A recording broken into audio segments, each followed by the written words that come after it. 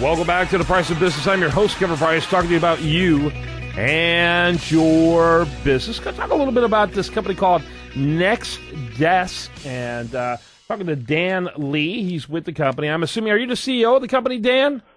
I am, Kevin. I am. We're right here in Georgetown, Texas, a little west of you, about 3.5 hours, maybe 5.5 hours with ice.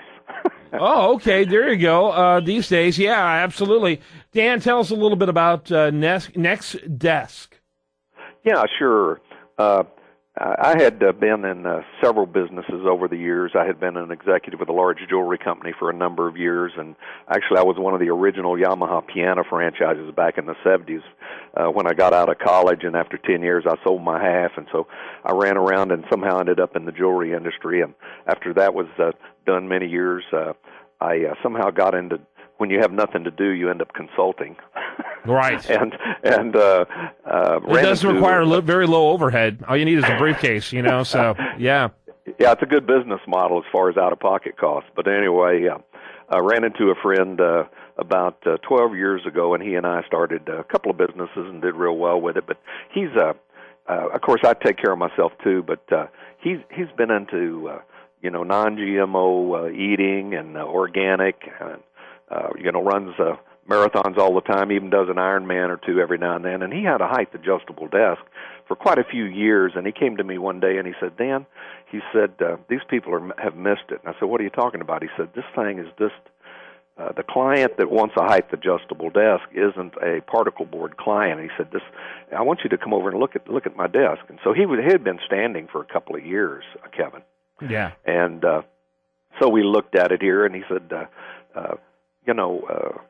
I think what they've done is they've manufactured this to an inexpensive price point. And back in the day, he didn't pay much for it, I don't think, maybe. And so anyway, we ordered a bunch of these desks to see what was out there. And sure enough, some of them came from countries we couldn't even pronounce, Kevin. Mm-hmm. And it was like a visit to some of these places where you have a bunch of screws left over after you've assembled them. Yeah. And so we thought, well, the type of client that's into taking care of their health or that has health issues with lower back pain and whatever, there's a big tsunami of movement on people starting to try to be better, take care of themselves. And so we felt like that they had missed their market. We felt like that these were people that were professional people that were wanting to take care of themselves and realize that innovation, though it brought us to a sitting position all day. Fortunately, I don't know if you're standing or sitting, Kevin, but I'm standing. And I don't do it all day long. I'll stand for like 2.5 hours, and then I'll sit. And in the beginning, I didn't do that, where Jason had been doing it several years. But anyway, what had happened is... Hey, Dan, I'm going to have several questions for you, and the whole segment's about 5 minutes long, so it's kind of, if you don't mind, shorten your answers a little bit so we can get more covered. Sure, that's fine. Yeah. So when was the exact year you launched this? We for about a year, we did our research on the materials and whatever, but we launched it and went live in January of 2012, Kevin. That's when we initially launched Next Desk. Okay. And the presence was just on the Internet, and it still is. That's predominantly where we started, is on the Internet.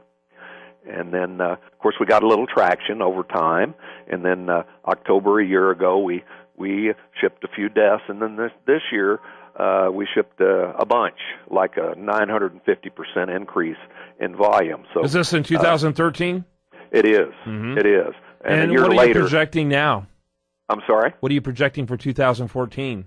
In 2014, we're looking to double that. What we didn't skew in, and you would think with the experience that I've had in the marketplace, normal increases, even if you're very optimistic, might be 100%, 150%, but we overlooked the influence of centers of influence. These are professional people that have people visiting, and they're proud of what they've got. Their value-added product clients are not looking for things on the cheap, and they talk to one another, and then all of a sudden someone ordered one for their home office, and the next thing you know, we got 50 being ordered for their executive branch, and then the rest of their employee branch in a company. And so we've had to really scramble just to keep up. Yeah, I'm sure it's an ongoing challenge, of course. What would you say is the typical businesses? You know, when you think of desks like this, you kind of automatically think of architects and people like that. But you're trying to say that this is a great product to break through all industry walls. But are there certain ones that like it more than others? It just seems like, for whatever reason, I don't misunderstand me, I think there's a lot of people that are having health issues with lower back problems that want to get a height-adjustable desk, because we weren't really meant to sit, Kevin. We were meant to stand or squat, actually. If you see Aborigines, they're either standing or they're in a squatting position. And so really sitting isn't good for our spinal alignment. So a lot of the people that are doing this are people that normally were sitting all day long, but professional people were ordering this for their home offices, Kevin. Mm-hmm. And then they liked it so much they realized, with the cost of insurance going up, absenteeism, health issues in the workplace, they would order a bunch for their office complex. So a lot of it started with professional people in different businesses. They would either be architects, lawyers, professional people that own businesses and things like that. And the rest is history. Yeah, that's interesting. But there's no particular industry that gravitates more than others.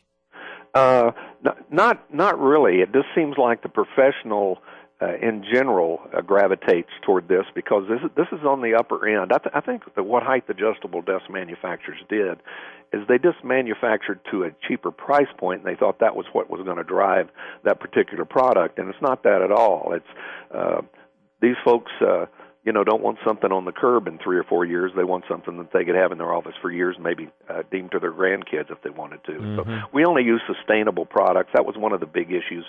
We're trying to do the right thing, and so the most sustainable material we could find for the tops are solid bamboo. There's no gases on these, and it's the most sustainable of all hard products. Unlike wood, as a grass, you can cut it in 5 to 7 years. It comes back, and then the frames are built out of a solid, high grade recycled aluminum, aircraft aluminum, and it costs 95% less to recycle aluminum as far as production is concerned than it is to make aluminium. As far as making aluminum first time out. Yeah. So I got to wrap it up here in just a minute. How much do these range price wise? These range anywhere from $9.99 with our Solo series up to the custom area.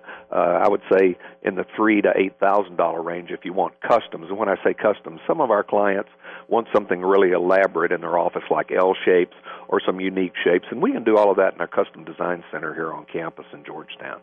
Dan Lees with Next Desk.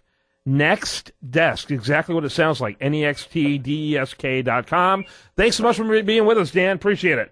Hey, it was good talking to you, Kevin. You guys stay warm. You bet. When we come back, much more for you. Do want to remind you, best content here shows up over there at usdailyreview.com. And you're listening to The Price of Business.